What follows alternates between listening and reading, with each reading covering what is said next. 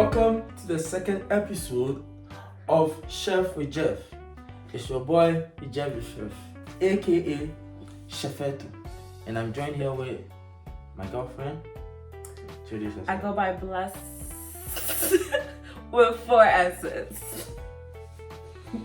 Anyway, she just graduated uni, and then she said like she wants to join me on my episode, my second episode. So I'm a it's gonna be graduate. I'm a graduate.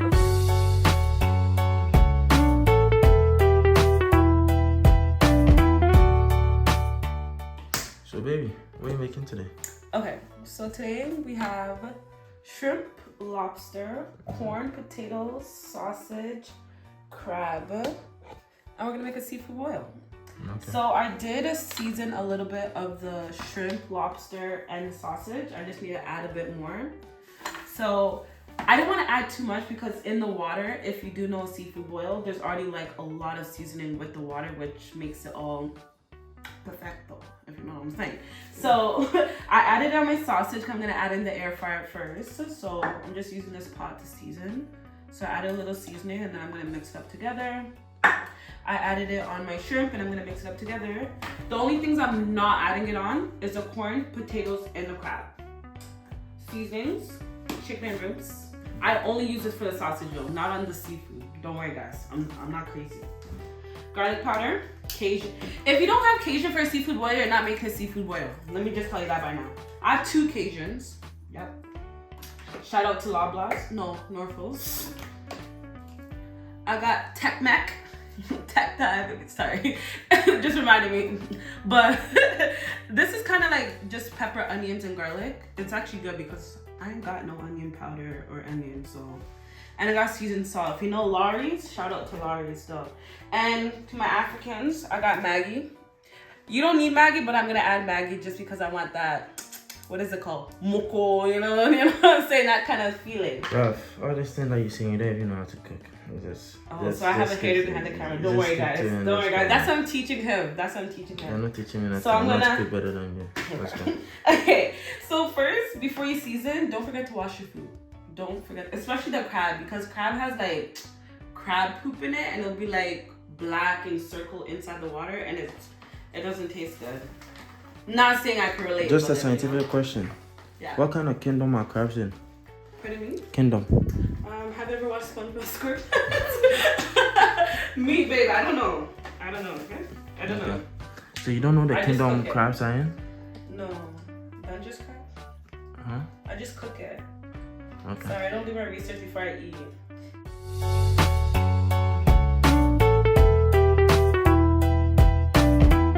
So baby, now that everything is okay and stuff, what are we gonna do next?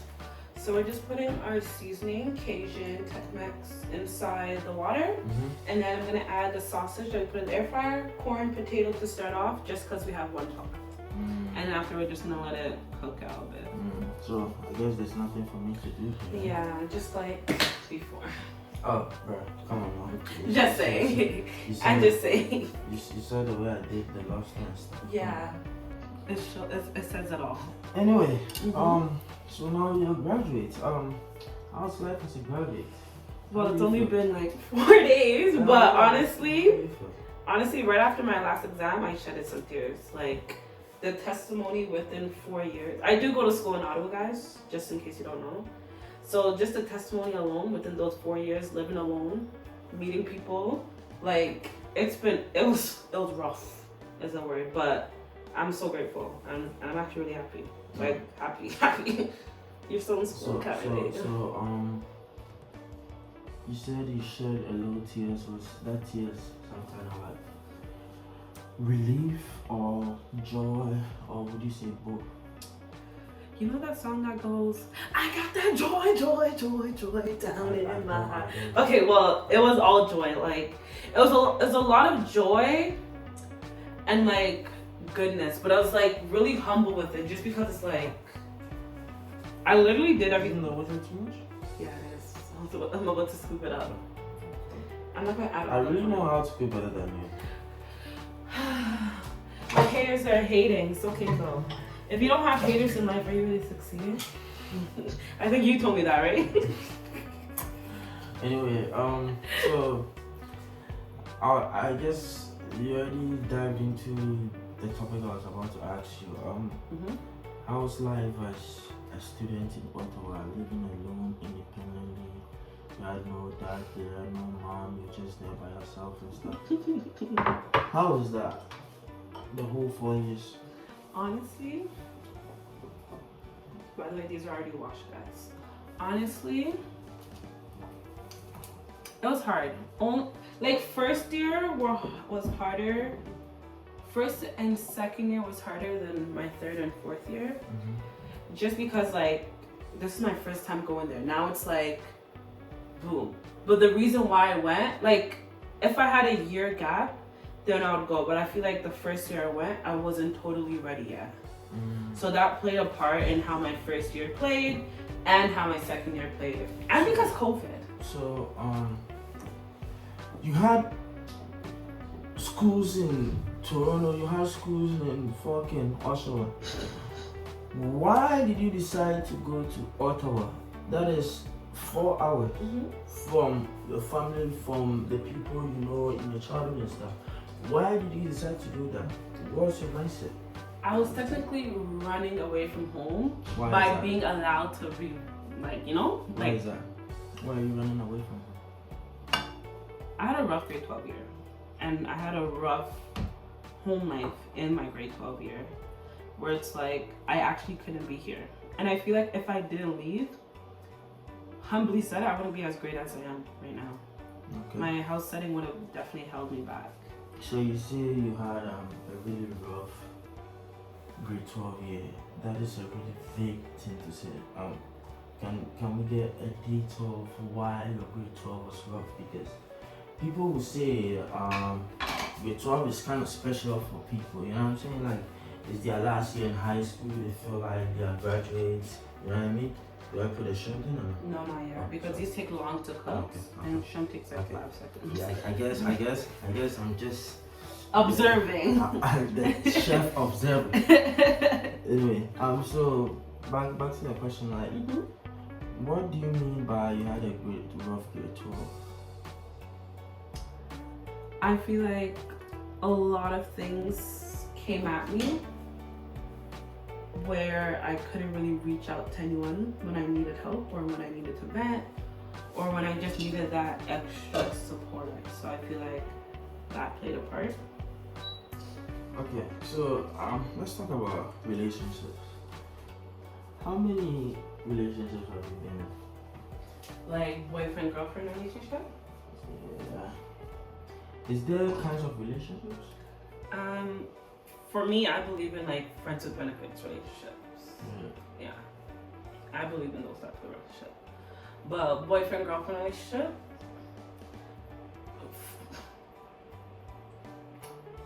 2, including you.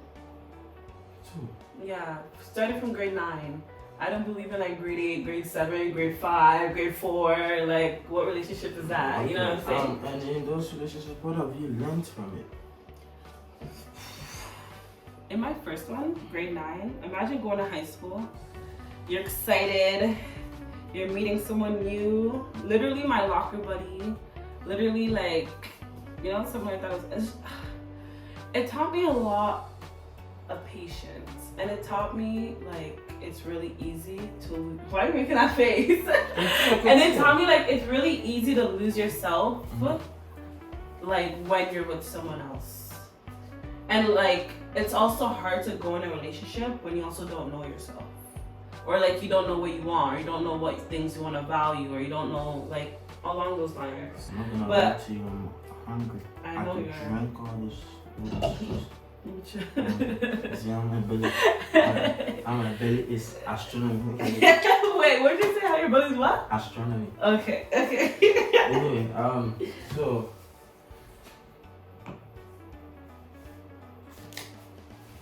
men.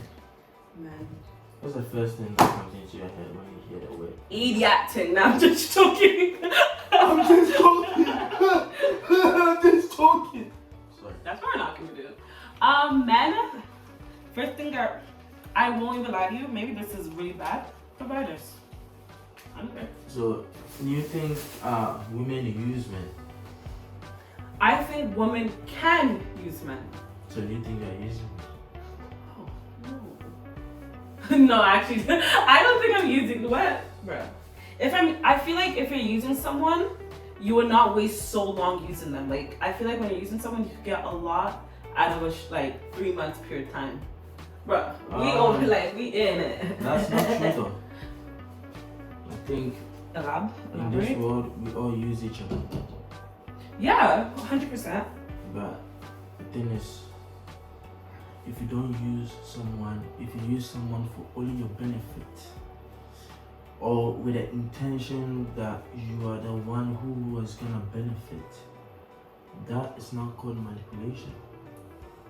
You know? So that's what I'm saying with that. Example, like some men, some men use women for their sexual needs.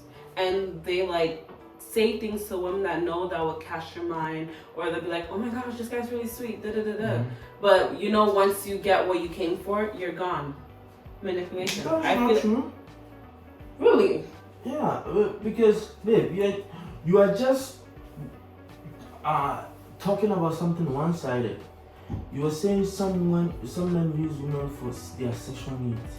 It's vice versa. With the mindset that the woman is not gonna benefit from that sexual needs. But that's the thing. They're going into that for that physical thing. The girl's feeling him, and now she wants mental. She wants physical as well. She wants everything. If that's not what we agreed on, I don't think I used you.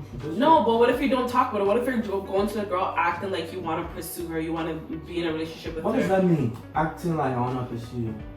Like, in your mind, I'm never gonna have a relationship with her, but I'm gonna keep saying these things to get what I need, which is your physical need. You want it to be physical. I don't get, because I get what you're saying, but then again, I feel like it's a one-sided conversation in the terms of you saying you said all these things to me so that I could sleep with you and stuff. That would be the same thing I would say to you if I'm gonna have a relationship. But the thing is, men, like what you just said, if it's benefiting both needs, men wouldn't care because not that they wouldn't care, but it's benefiting their need for sure. Like if a girl came to you and start to pursue you or whatever, start to say things to you or this and that, hanging out, and then you did the thing, it's definitely benefiting your need. That's oh my gosh, yeah, what the hell, that's your thing, guys like that. But if it was a guy going to a girl pursuing, saying all these things, and then they ended up having sex, and then he dips, that's when the girl's what the hell? So you're just saying all these things to lead up to it. What do you mean by all these things? Oh my gosh, you're so sweet. Oh my gosh, I want to go on a date. So what did you want the guy to say in order to have sex? I feel like if a guy wants to be friends with benefits or is just coming inside a mindset to just have sex, let it be known. Let it be known. In your life experience, how many women do you know that are hey, you know what? I wanna. Oh, sorry. I wanna have sex with you, right? And then the woman is yes, I'm stupid. Have sex with me. Because think about it logically. Women are hey, look at you, use me. Hey, the words of a man are called bait. I don't say I agree with their actions. I'm just showing you how the world of men works. The words of men are the bait. So if I say, I want to take you out on a date, I want to do this to you, I want to do this for you, I want to provide for you and all that kind of stuff. That's my bait. I could still get you with a good intention and we'll be dating and stuff. But then I could also use that same strategy and then we end up in a friendship benefit. I feel like it's up to the woman to say that, hey, listen, I'm giving up one of the most powerful things in the world, because the private part of a woman has been in history one of the things that men have gone to war for. You know that, right? So I feel like some women do not know how much power they have, so they just give it away and say, hey, it's just sex. Sex is not just sex. 100%. So If you tell me, if it is up to you, the one, because you are giving your body away. It's up to you to make sure that, hey, am I gonna benefit the same way as him? Am I gonna get the relationship out of this guy? Or he's just saying these words to get me. And then, if he lies to you, that then is manipulation. But if you don't make sure to say that, hey, I'm just gonna go with the flow and whatever happens, and then you guys have sex and all of a sudden it's like, oh, okay, we had sex, so don't call me again, or I'll never call you again. And then you're like, oh my god, you manipulated me. It's not fair to the man. Okay, no, but it's different if the guy had, like, if you have a mindset and intention, you're never getting a relationship with that person. You know you're only coming for sex. But, like, yeah, you believe she's pretty. Yeah, you want to go on dates with her, but your intention is, yeah, I'm going to have sex with her and then leave. Or, like, have sex with her and not contact her again and just be, like, social buddies. Then, yeah, that's manipulation, I'm sorry to say. Repeat that again because I was having mind sex with the food right now. Repeat it again, please.